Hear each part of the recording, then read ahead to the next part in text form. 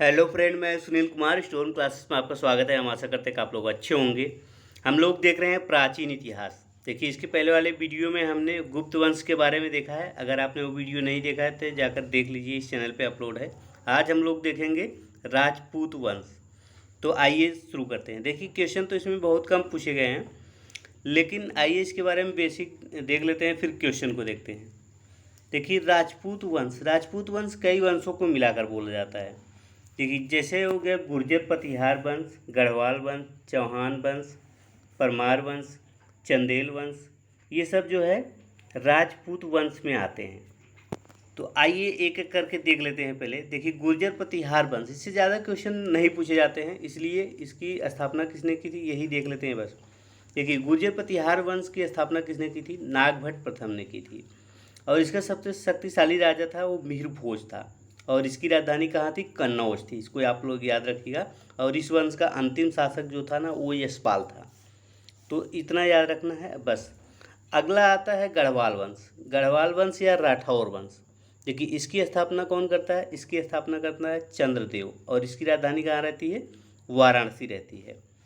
और इसका जो है ना अंतिम शासक कौन रहता है? वो जयचंद रहता है। अब जयचंद और गोरी से युद्ध होता है 1994 में, जिसे चंदावर का युद्ध बोला जाता है। चंदावर का युद्ध में गोरी जो है जीत जाता है, जयचंद वहाँ पे मारा जाता है। फिर अगला आता है चहमान वंश या चौहान वंश। चौहान वंश में इसका संस्थापक कौन था? वसुदेव था इसका संस्थापक। प्रारंभ में इसकी राजधानी अहिष्यत्र थी। बाद में इसकी राजधानी कहाँ चली गई? अजमेर चली गई थी इसकी राजधानी।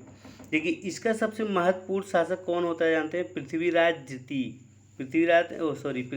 तृतीय, जिसे पृथ्वीराज चौहान के नाम से भी जाना जाता है।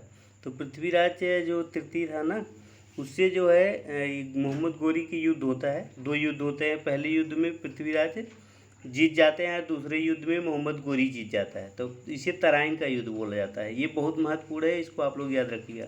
देखिए, तराइन का जो प्रथम युद्ध होता है 1991 में होता है, पृथ्वीराज तृतीय और मोहम्मद गोरी के बीच। इसमें पृथ्वीराज जीत जाता है, पृथ्वीराज तृतीय जीत जाता है, मोहम्मद गोरी हार जाता है। जो दूसरा तराइन का युद्ध होता है 1992 एक साल बाद, उसमें मोहम्मद गोरी जीत जाता है और ये पृथ्वीराज तृतीय जो है हार जाता है। फिर अगला अगला आता है ना परमार वंश। परमार वंश की स्थापना किसने की थी? उपेंद्र राज ने की थी। उपेंद्र राज ने की थी। इसकी राजधानी धारा थी।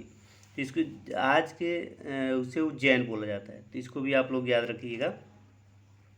देखिए, इसमें एक राजा होता है राजा भोज। उसने क्या करता है? सरस्वती मंदिर का निर्माण करवाता है। तो इसको आप लोग याद रखिएगा।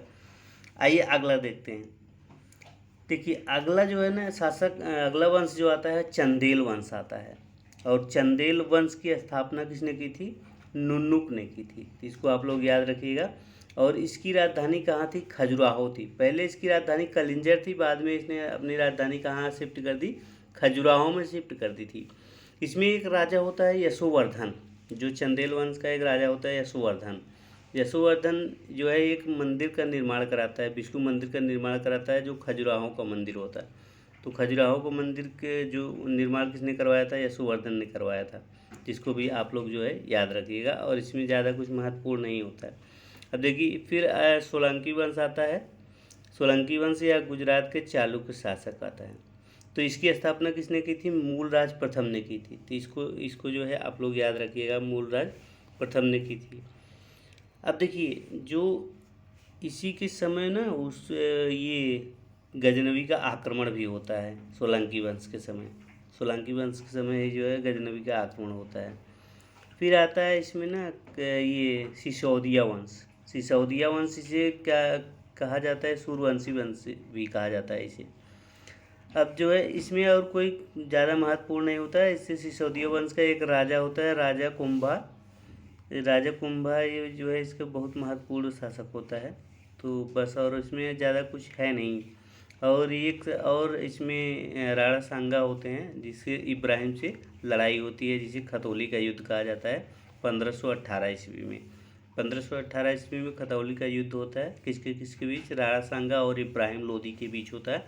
इब्राहिम लोदी इसमें विजयी होता है। तो ये था राजपूत वंश। अब क्वेश्चन इसमें जो पूछे गए हैं, आइए उसको देख लेते हैं। देखिए पहला एक क्वेश्चन पूछा गया है कि 12वीं शताब्दी के आरंभ में दिल्ली पर किसका शासन था। तो उस समय दिल्ली पर किसका शासन था, तोमर वंश का शासन था। तोमर वंश 12वीं शताब्दी में तोमर वंश का जो है इसमें शासन था। और इसका जो है तोमर वंश का इस वंश की स्थापना किसने की थी, अनंगपाल ने की थी। तो इसको आप लोग याद रखिए, अनंगपाल इसकी जो है संस्थापक था। अगला क्वेश्चन देखते हैं। देखिए अगला क्वेश्चन है, जयचंद के विश्वासघात के कारण पृथ्वीराज चौहान की पराजय हुई। कालांतर में जयचंद कहाँ और कब मारा गया। अब देखिए जयचंद जो ये तराइन का द्वितीय युद्ध था ना, तराइन का द्वितीय युद्ध 1992 ईस्वी में होता है। 1992 ईस्वी में होता है। इसमें क्या होता है, पृथ्वीराज तृतीय जो है ना हार जाता है, जिसे पृथ्वीराज चौहान भी कहते हैं। तो तराइन का युद्ध में पृथ्वीराज ये हार जाते हैं। लेकिन जो चंदावर का युद्ध होता है, चंदावर के युद्ध में वो ये क्या बोलते हैं, जयचंद जो है मारा जाता है। तो यहाँ पे बी ऑप्शन करेक्ट ऑप्शन रहेगा, चंदावर का युद्ध, बी ऑप्शन। इसको आप लोग याद रखिएगा। चंदावर आज जो है इटावा के पास पड़ता है। अगला क्वेश्चन देखते हैं।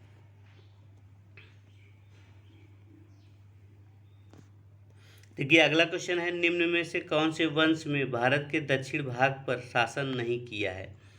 अब देखिए इसमें जो है ना, इसमें आपका राजपूत वंश जो है दक्षिण में शासन नहीं किया था। राजपूत वंश केवल उत्तर में ही सिमट कर रह गया था। तो देखिए राजपूत वंश 7वीं ईस्वी से 12वीं ईस्वी तक चलता है।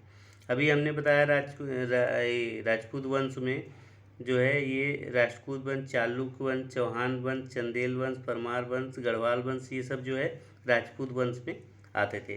इनका शासन कहाँ से कहाँ तक रहता था, राजस्थान, दिल्ली, पंजाब, मध्य प्रदेश, यही में इसका राजपूत वंश का शासन रहता था। तो दोस्तों इस वीडियो में देखिए अब इसमें कौन सा ऑप्शन सही है, सी ऑप्शन इसमें सही है।